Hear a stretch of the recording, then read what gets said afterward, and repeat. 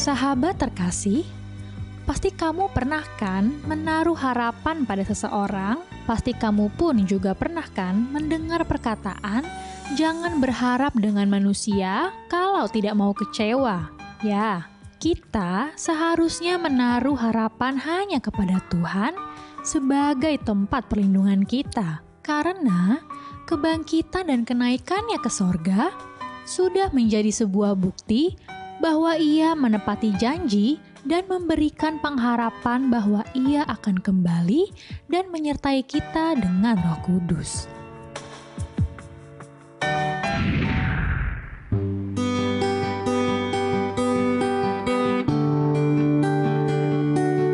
Berhembuslah Roh Kudus di tempat ini. Berhembuslah Roh Kudus dengan kuasa-Mu. Pulihkanlah gereja-Mu di akhir zaman. Berhembuslah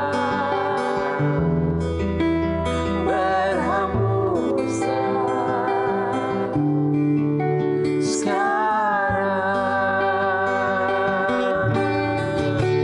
Urapilah kami dengan minyak baru.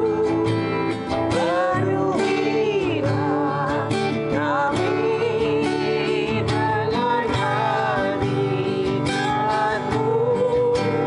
Kami rindu Tuhan melihat kuasa-Mu dicurahkan di tempat ini. Kami rindu Tuhan melihat kuasa-Mu dicurahkan di tempat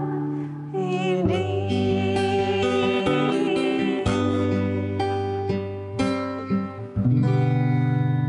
Halo sahabat yang baik, berjumpa lagi Di Terang Kasih, menerangi dalam kasih Tuhan. Sahabat yang baik, tema hari ini adalah pengutusan harapan dan janji Tuhan. Amin. Nah, sahabat yang baik, mari kita berdoa ya sesuai dengan tema hari ini supaya hati kita disiapkan dan iman kita dikuatkan. Mari kita berdoa. Bapa, kami bersyukur Engkau mengingatkan kepada kami bahwa Engkau yang mengutus kami dan Engkau memberikan harapan kepada kami dan juga Engkau memberikan kepada kami kekuatan. Biarlah hari ini firman-Mu menjadi jawaban bagi kami, menguatkan kami, yang membuka hati kami siap menerima firman-Mu. Dalam nama Yesus kami berdoa. Amin. Amin. Nah sahabat yang baik, sebelum kita membahas renungan untuk hari ini, mari kita mau katakan apa kata Tuhan tentang diri kita. Bahwa saya spesial di mata Tuhan. Saya berharga di mata Tuhan. Saya sangat dikasihi Tuhan. Kehidupan saya dan masa depan saya bersama Tuhan adalah sungguh amat baik. Katakan amin. Nah sahabat yang baik, sesuai dengan tema, bahwa hari ini kita akan membahas tentang pengutusan, harapan, dan janji Tuhan. Mari kita mau saksikan video ini. Kehilangan orang terkasih memang sangat rentan membuat siapapun jatuh dan larut dalam kesedihan. Apalagi kalau orang yang pergi itu adalah sosok yang selama ini sangat dekat, mengerti seluk-beluk hidup kita, dan sudah menghabiskan banyak waktu bersama. Hal ini dialami oleh Joanna Alexandra, istri dari mendiang pendeta muda Raditya Oloan. Joanna telah ditinggal pergi oleh suami sejak 2021 bersama keempat anaknya. Terlebih lagi dengan anak bungsunya yang merupakan anak istimewa. Kehebatan Joanna untuk bangkit dari kesedihan dan berjuang sebagai seorang ibu sangatlah luar biasa Dan saat ini pun ia aktif berkhotbah dalam menjalani perannya sebagai pendeta muda seperti mendiang suaminya. Aku percaya kita semua bakal diberkati bareng, bakal dibangun lagi, bakal disegarkan kembali dengan encounter kita masing-masing dengan Tuhan. Sungguh luar biasa kan sahabat? Wah, luar biasa ya.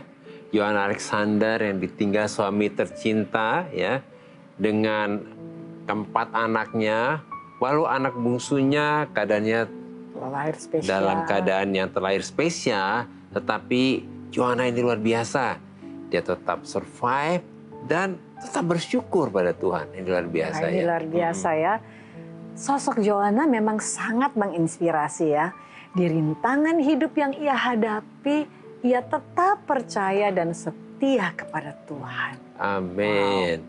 Nanti penting banget ya. Iya. Apapun yang terjadi tetap percaya dan setia kepada Tuhan ya. Nah, sahabat yang baik, mari kita akan lihat apa kata firman Tuhan tentang hal ini ya. Kita baca dalam Kisah Rasul, Kisah Para Rasul 1 ayat 8 sampai dengan 9. Tetapi kamu akan menerima kuasa kalau Roh Kudus turun ke atas kamu, dan kamu akan menjadi saksiku di Yerusalem dan di seluruh Yudea dan Samaria dan sampai ke ujung bumi. Sesudah ia mengatakan demikian, terangkatlah ia disaksikan oleh mereka dan awan menutupinya dari pandangan mereka. Wow, puji Tuhan. Inilah pengutusan, harapan, dan janji Tuhan untuk kita sebagai orang percaya, sebagai umat Tuhan, sebagai murid Kristus dan gereja Tuhan. Bahwa setelah Yesus naik ke surga, maka setiap kita akan dipenuhi dan diberi kuasa oleh Roh Kudus untuk menjadi saksi Kristus atau martir bagi Kristus di Yerusalem dan di seluruh Yudea dan Samaria dan sampai ke ujung bumi. Amin. Nah, ini penting banget ya, pengutusan menjadi saksi Kristus ya. Tadi kehidupan Yohana juga menjadi saksi ya. Iya. Bagaimana menjadi berkat melalui kehidupannya ya. Nah, bukankah luar biasa pengutusan, harapan, dan janji Tuhan untuk kita murid-muridnya? Bahwa kita diberi kuasa oleh Roh Kudus untuk menjadi saksi Kristus yang siap diutus. Amin ya. Sehingga di dalam Kristus kita memiliki pengharapan untuk menerima janji Allah melalui kuasa Roh Kudus yang ada di dalam kita. Wow, ini amin ya. Sebab pengharapan di dalam Kristus tidak mengecewakan. Amin. Nah, ini penting banget ya. Pengharapan di dalam Kristus tidak mengecewakan.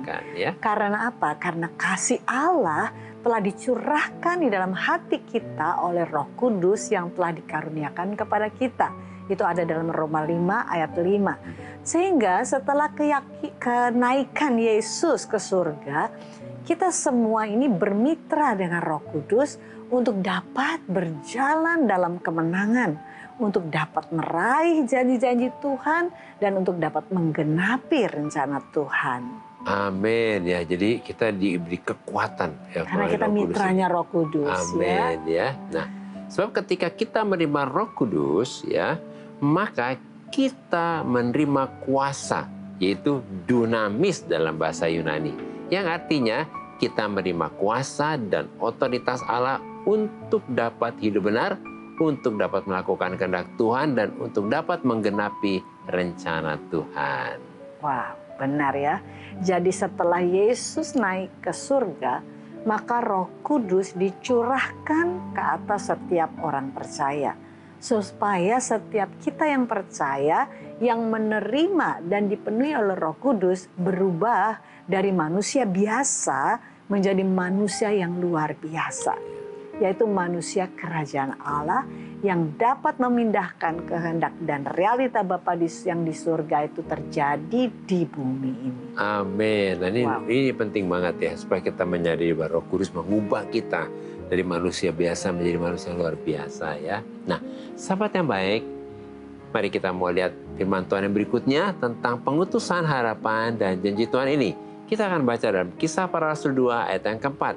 Demikian firman Tuhan. Maka penuhlah mereka dengan Roh Kudus. Lalu mereka mulai berkata-kata dalam berbahasa dengan bahasa-bahasa lain seperti yang diberikan oleh Roh itu kepada mereka untuk mengatakannya. Ya, puji Tuhan.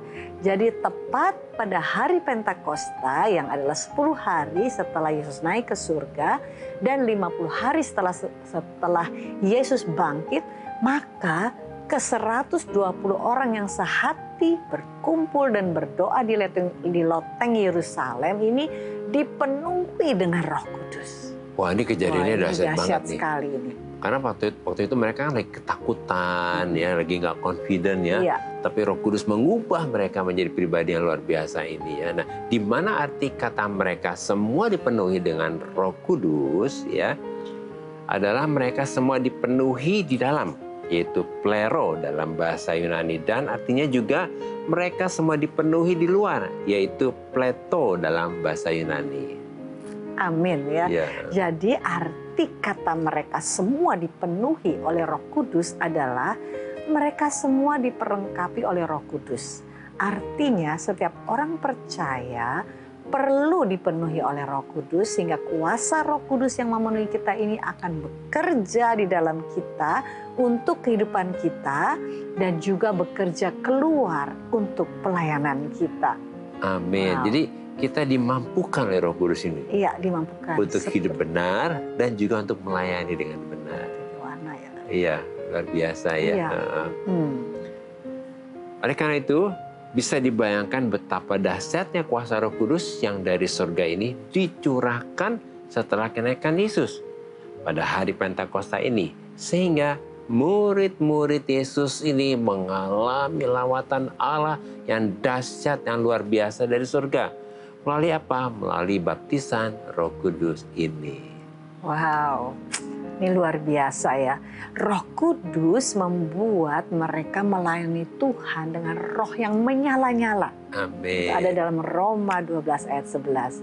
Sebab api Roh Kudus ini telah mengobarkan cinta yang membara dan cinta yang menyala-nyala di dalam kita kepada Tuhan. Sehingga kita siap diutus dan kita memiliki harapan akan janji-janji Tuhan. Amin ya. Nah, sahabat yang baik, ini ada beberapa DM yang masuk dan kita mau baca DM-nya. Ini dari Diana Tarigan ya. Malam Pak Agus dan Bu Mala, malam juga Diana. Malam juga ya. Diana. Saya ingin bertanya, kenapa saya merasa hidup saya begini-begini saja dan tidak ada perkembangannya? Perasaan saya sudah ke gereja dan berdoa tiap malam. Tapi kenapa saya merasa kok hidup ini hampa? Apa saya kurang bersyukur atau gak sayang atau Tuhan gak sayang sama saya? Terima kasih. Nah, Diana, selamat malam juga ya. Kita mengerti nih ya. Iya. Keadaan Diana ya.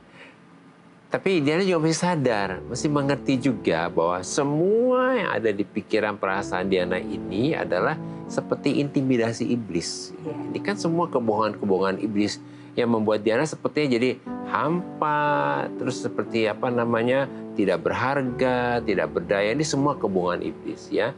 Jadi Diana harus bangkit untuk percaya dan menyadari dan mengakui, bersyukur juga bahwa identitas, status, dan posisi Diana ini berharga di mata Tuhan.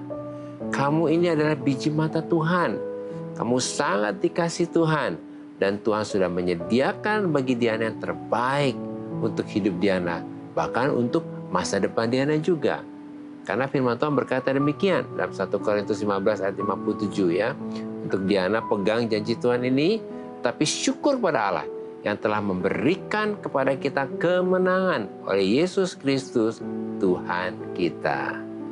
Ya Diana, mari kita berdoa ya. Kita percaya bahwa Tuhan sangat mengasihi Diana dan Tuhan mau supaya Diana bangkit dan mengalami cintanya Tuhan ya. Bapak terima kasih. Kami berdoa khususnya untuk Diana. Kami percaya Roh Kudus ada bersama Diana dan Roh Kudus yang mengerjakan di dalam kehidupan Diana sukacita, damai sejahtera dan kebenaran itu. Dan kami berkata hari ini Tuhan, Dalam nama Yesus kami menghancurkan semua intimidasi dan kebohongan iblis yang menawan perasaan dan pikiran Diana. Kami saat ini berkata, saat ini juga Diana bangkit dan percaya dengan apa kata Tuhan dan janji Tuhan untuk identitasnya, statusnya, dan posisinya. Bahwa Diana itu berharga di mata Tuhan. Diana adalah biji mata Tuhan. Diana dikasih oleh Tuhan. Diana adalah pemenang. Dan Tuhan membuat hidup dan masa depan Diana sungguh amat baik. Dalam nama Yesus. Amin. Nah sahabat yang baik, terima kasih buat respon dan DM-DM-nya kepada kami dalam program Terang Kasih ini.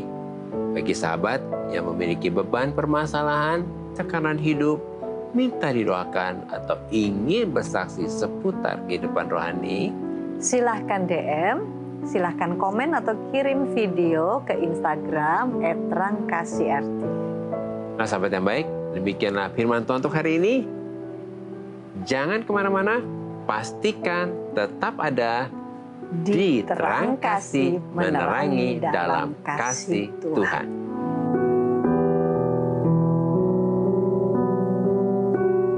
Halo sahabat yang baik, kembali bersama kami di Terang Kasih, menerangi dalam kasih Tuhan. Sahabat yang baik, mari kita kembali diingatkan sesuai dengan renungan kita, hal-hal apa yang perlu kita ingat supaya kita mengerti bagaimana pengutusan, harapan, dan janji Tuhan. Pertama, setelah kenaikan Yesus ke surga, maka Roh Kudus dicurahkan sehingga setiap kita menerima kuasa untuk menerima pengutusan dari Yesus supaya menjadi saksi Kristus untuk memberitakan Injil Kerajaan Allah dari Yerusalem, Yudea sampai Samaria.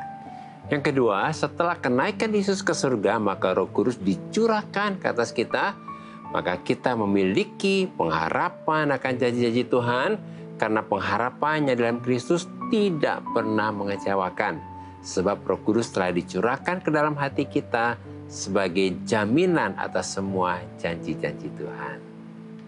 Nah sahabat yang baik, kalau saat ini engkau ingin bertobat, berubah dan meninggalkan semua kehidupanmu yang lama, mari datang kepada Tuhan dan serahkan hidupmu semua kepada Tuhan. Mari kita datang kepada Tuhan.